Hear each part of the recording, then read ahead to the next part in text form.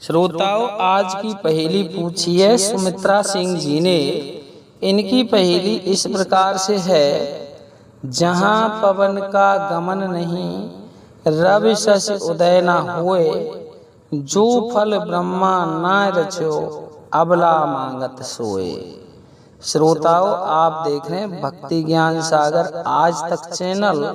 मेरा सभी श्रोताओं को प्रणाम। बोलो जय श्री कृष्णा।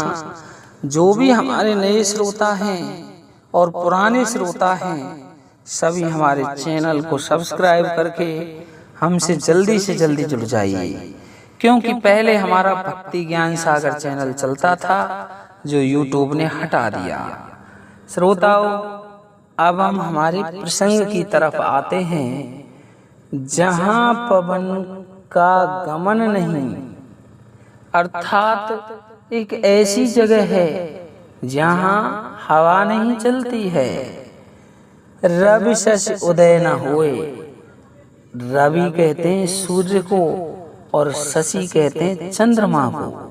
जहाँ सूर्य और चंद्रमा भी उदय नहीं होते हैं, जो फल ब्रह्मा न रचो, और जिस फल को ब्रह्मा जी ने नहीं बनाया, तिरिया मांगत सोए या अबला मांगत सोए, उस फल को वो अबला एक अबला मांग रही है। तो सुमित्रा सिंह जी, प्रसंग उस समय का है जब एक बार भगवान श्री कृष्ण और राधा जी दोनों आंख मिचौनी का खेल खेल रहे थे। पहले राधा की बारी थी, इसलिए राधा भगवान श्री कृष्ण से छिप रही थी। भगवान श्री कृष्ण ढूंढते तो कभी उस पेड़ के पीछे छिप जाती, कभी कुंज में छिप जाती, कभी कहीं छिप जाती। तो इस प्रकार से आंख मिचौनी वाला खेल चल रहा था। लेकिन भगवान श्री कृष्ण तो स्वयं अंतर्यामी हैं, भला उनको समय कहाँ लगता है। इसलिए भगवान श्री कृष्ण ने राधिका जी को ढूंढ निकाला और बता दिया कि आप इस कुंज के अंदर छिपी हुई हैं, और राधा जी को मानना भी पड़ा। अब भगवान श्री कृष्ण बोले, राधिका अब आपकी बारी है, आप मुझे ढूंढ कर बताओगी।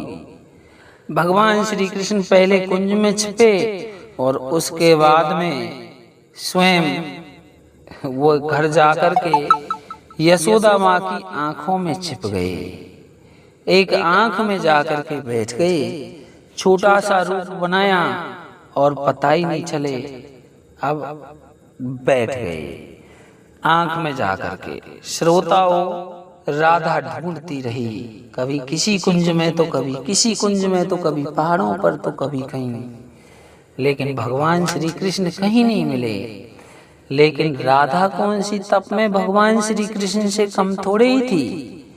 इसलिए अब राधिका ने ध्यान लगाया कि देखूं तो सही प्रभु कहाँ छिप कर बैठे हैं। जब अपनी दिव्य दृष्टि से देखा तो वो स्वयं अपनी माँ की आंख में जाकर के छिप गया है।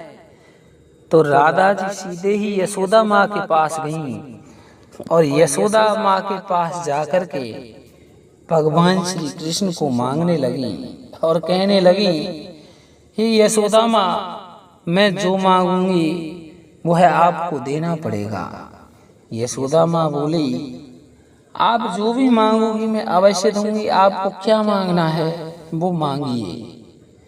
इससे पहले कि राधिका भगवान श्री कृष्ण को यशोदा माँ से मांगती, उससे पहले ही भगवान श्री कृष्ण बीच में निकल करके बाहर आ गए, कूद पड़े आंख से, और राधा जी ने उन्हें पहचान लिया।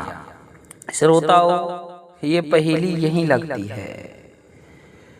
जहाँ पवन का गमन नहीं, रवि शशि उदय न होए, जो फल ब्रह्मा न रचो, अबला मांगत सोए।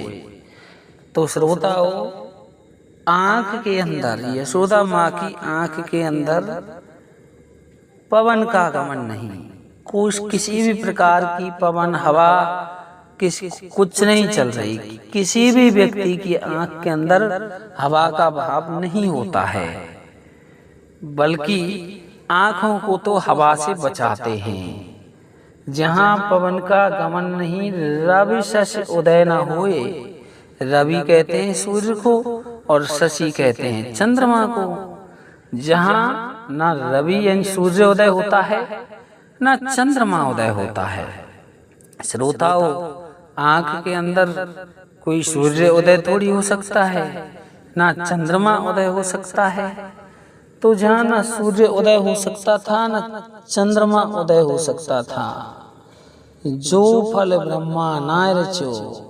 अब राधा जी जिसको मांगने वाली थी, उस फल की रचना ब्रह्मा जी ने भी नहीं की थी। अर्थात श्री कृष्ण की रचना ब्रह्मा जी ने थोड़े की थी। इसलिए ब्रह्मा जी ने भी भगवान श्री कृष्ण रूपी फल की रचना नहीं की। जो फल ब्रह्मा ना रचो, अबला मांगत सोए। अब श्रोताओं, उस फल को अर्थात भगवान श्री कृष्ण को राधा जी मांग रही थी कि यशोदा माँ, मैं मांग रही हूँ, वो तो आपकी आंख के अंदर है।